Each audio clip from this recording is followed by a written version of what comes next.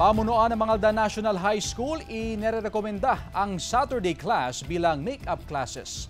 Tunghayan sa report.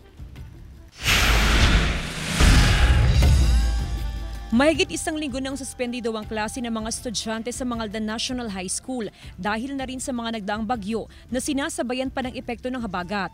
Dahil sa nararanasan pa rin sama ng panahon, hindi pa malinaw kung kailan babalik ang face-to-face classes.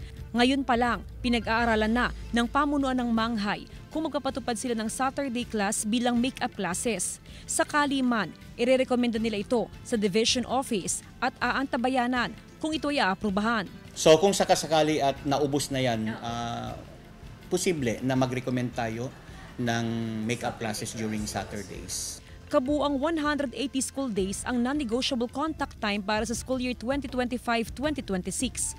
Meron namang buffer days na pwedeng i-offset sa ganitong mga pagkakataon na nasususpindi ang klase dahil sa sama ng panahon. Kasi syempre hindi naman natin tinitiyak ang 100% na learning sa ADM na binibigay natin.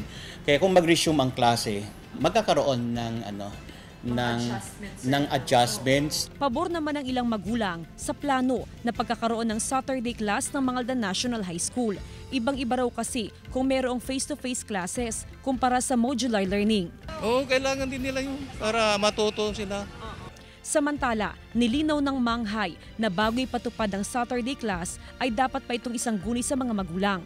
Sa oras na pumayag ang mga magulang ay saka iaakyat sa Schools Division Office ang rekomendasyon ng paaralan. Sakali naman na hindi maaprubahan, ay magpapatupad na lang ng 1-hour remedial class tuwing school days. Kasama si Daryl Peralta, Jasmine Gabriel Gulban, One North Central Luzon.